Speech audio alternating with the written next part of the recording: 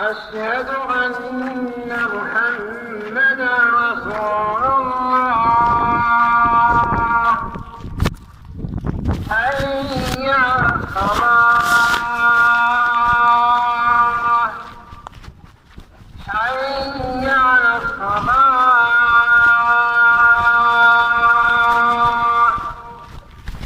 حي على الفلاح،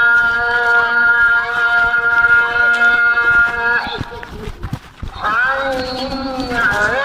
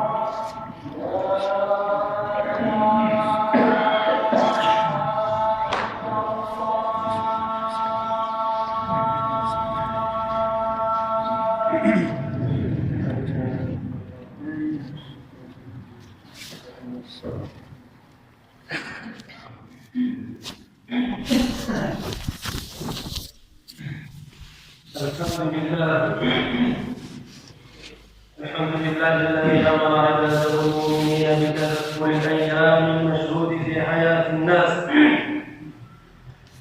حتى يشكروا على نعمه العديده. نحمد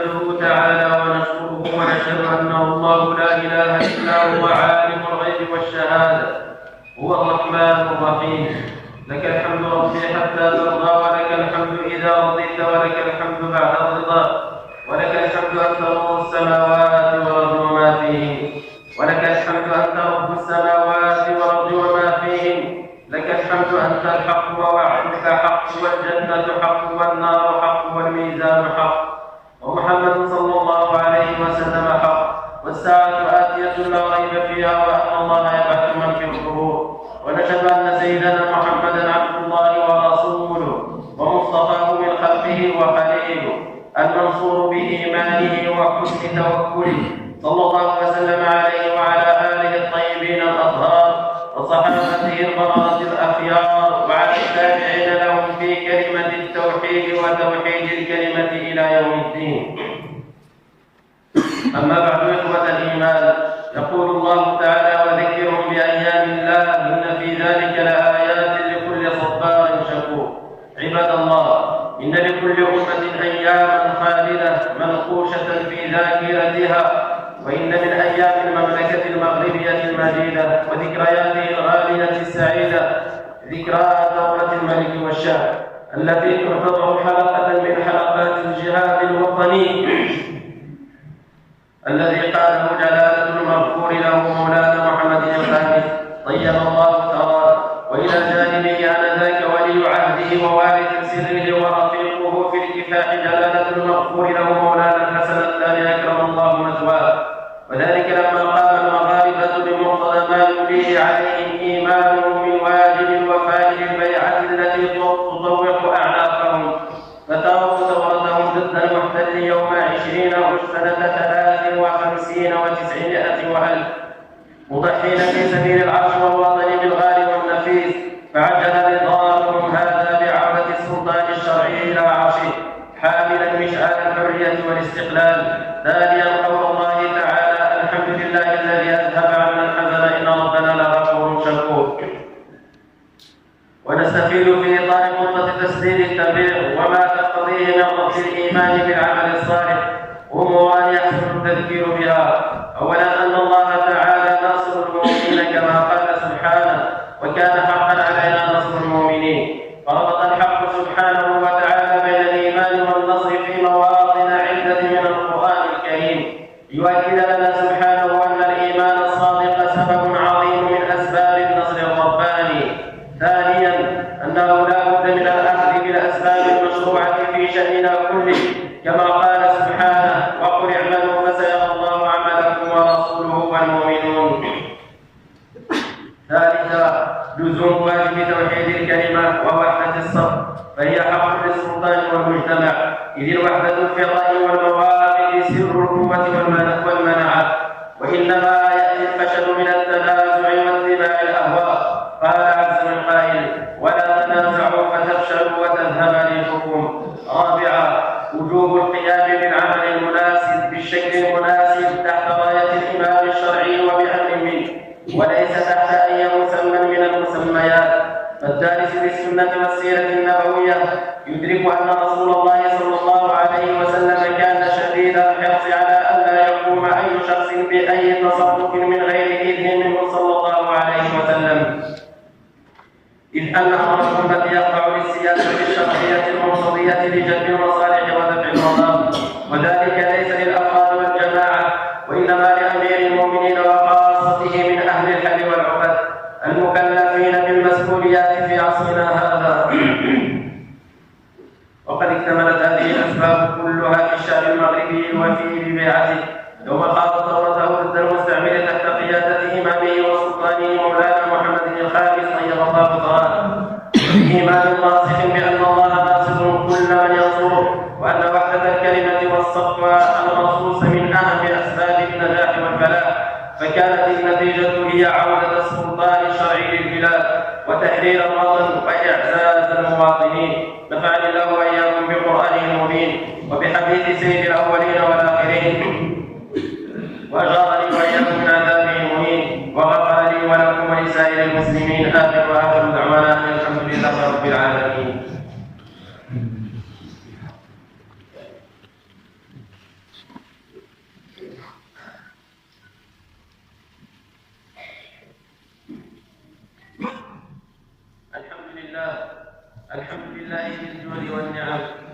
والفضل والكرم،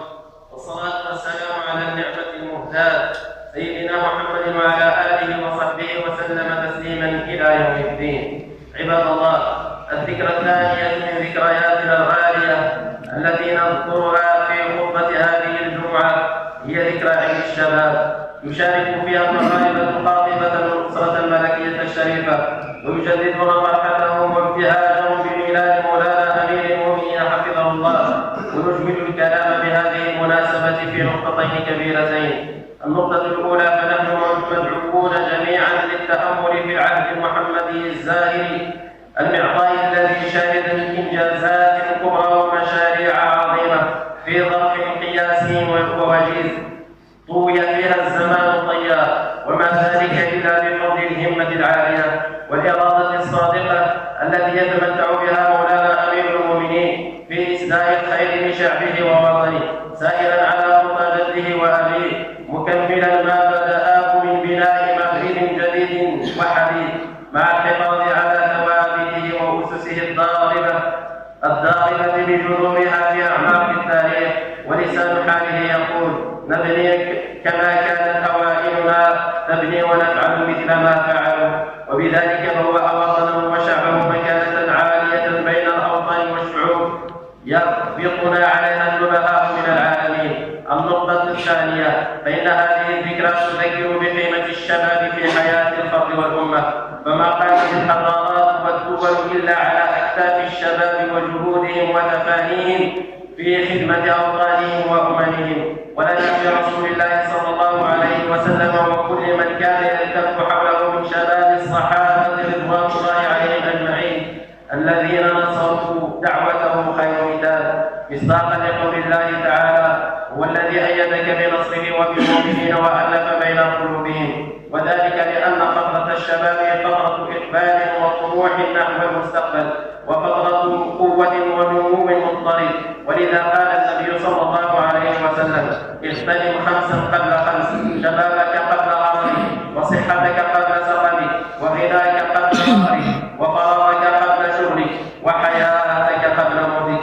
بارك الله لمولانا أمير المؤمنين في عمره وأسبغ عليه أرضية الصحة والعافية، آمين. هذا وخير ما نختم به الكلام. أفضل الصلاة وأزكى السلام على الرسول الأكرم والنبي الأعظم سيدنا محمد صلى الله عليه وسلم. اللهم صل وسلم وبارك على سيدنا محمد وعلى آله كما صليت وسلمت وبارك على سيدنا إبراهيم وعلى آل سيدنا إبراهيم في العالمين إنك حميد مجيد. وصلى الله على الخلفاء الراشدين أبي بكر وعمر وعثمان وعلي وعن باقي الصحابة أجمعين، خصوصا الأنصار منهم المهاجرين والتابعين ومن تبعهم في كل وقت وحين. وصل اللهم من خلت وهو عباده وبسطت له في أرضك وبلاده، مولانا أمير المؤمنين صاحب الجلالة الملك محمد السادس، نصرا عزيزا تعز به الدين وتعلي به راية الإسلام والمسلمين، واحفظ بما حفظت به كتابك الكريم، وبارك في كل خطواته المباركات في خدمة شعبه ووطنه،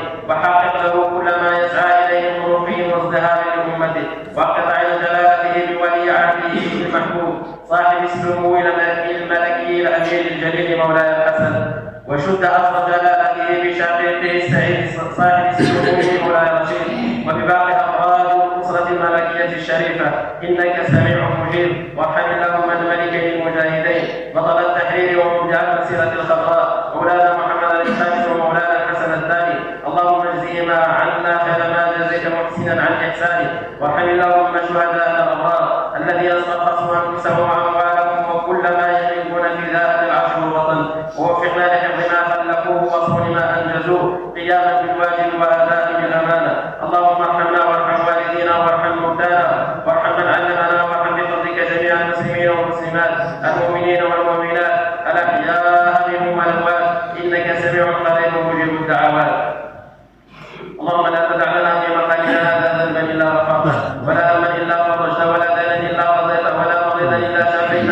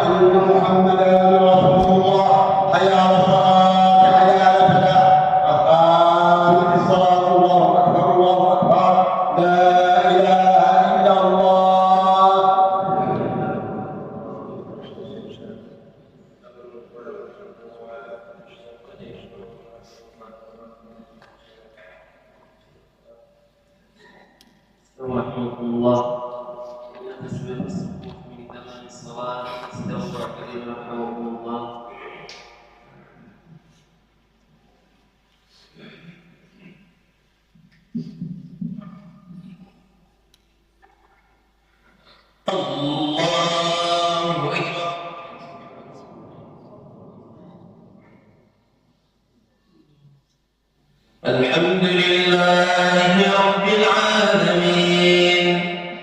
الرحمن الرحيم ملك يوم الدين إياك نعبد وإياك نستعين اهدنا الصراط المستقيم صراط الذين أنعمت عليهم غير المغضوب عليهم ولا الضالين قل متاع الدنيا قليل والآخرة خير لمن اتقى ولا تظلمون فتيلا أينما تكونوا يدرككم الموت ولو كنتم في بروج مشيدة وإن تصبهم حسنة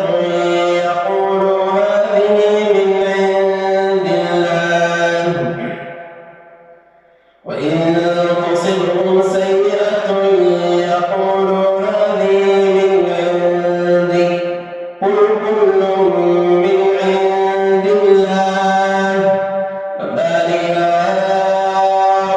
لهؤلاء القوم لا يكادون يفقهون حديثا ما أصابك من حسنة فمن الله وما أصابك من سيئة فمن نفسك وأرسلناك للناس رسولا وكفى بالله شهيدا من يطع الرسول فقد أطاع الله ومن تولى فما أرسلناك عليهم حفيظا ويقولون طاعة فإذا برزوا من عندك بيت طائفة منهم غير الذي تقول والله يكتب ما يبيتون فأعرض عنهم وتوكل على الله وكفى بالله وكيلا الله أكبر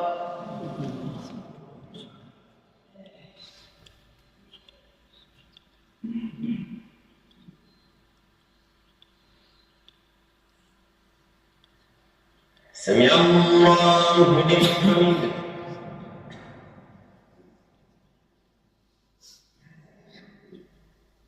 الله الله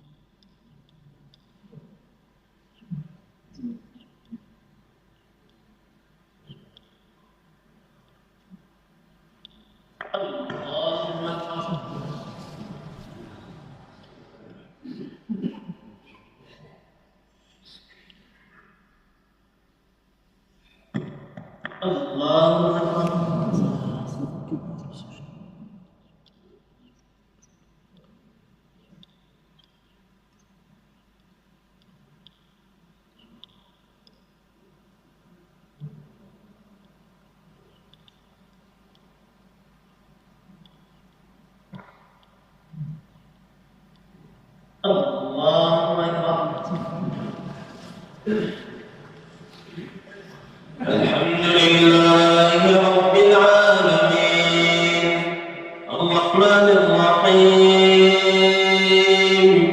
ملك يوم الدين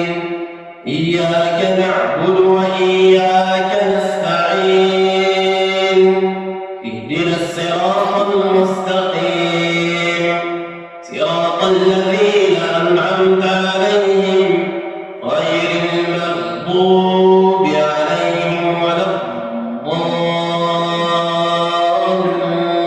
الضالين فأعرض عنهم وتوكل على الله وكفى بالله وكيلا أفلا يتدبرون القرآن ولو كان من عند غير الله لوجدوا فيه اختلافا كثيرا وإذا جاءهم أمر من الأمن أو الخوف أذاعوا به ولو ردوه إلى الرسول وإلى أولي الأمر منهم لعلمه الذين يستنبطونه منهم ولولا فضل الله عليكم ورحمته لاتبعتم الشيطان إلا قليلا فقاتل في سبيل الله لا تكلف إلا نفسك وحرض المؤمنين عسى الله أن يكف بأس الذين كفروا والله أشد بأسا وأشد تنكيلا من يشفع شفاعة حسنة يكن له نصيب منها ومن يشفع شفاعة سيئة يكن له كفل منها وكان الله على كل شيء مقيتا وإذا حييتم بتحية فحيوا بأحسن منها أو ردوها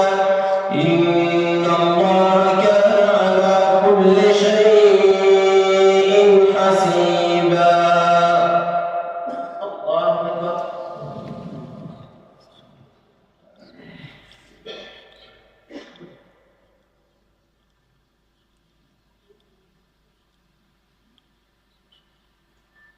سمع الله لمن حمده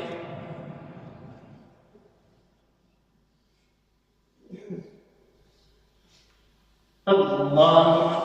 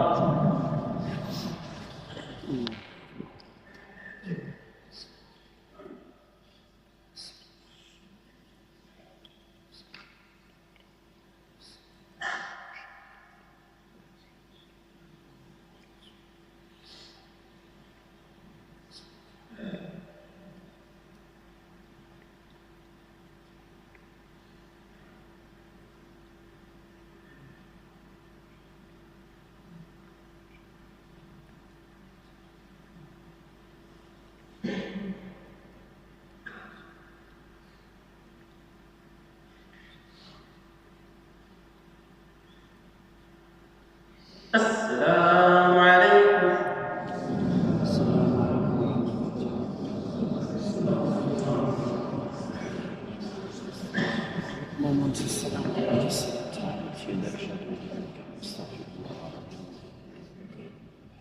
اللهم صل على سيدنا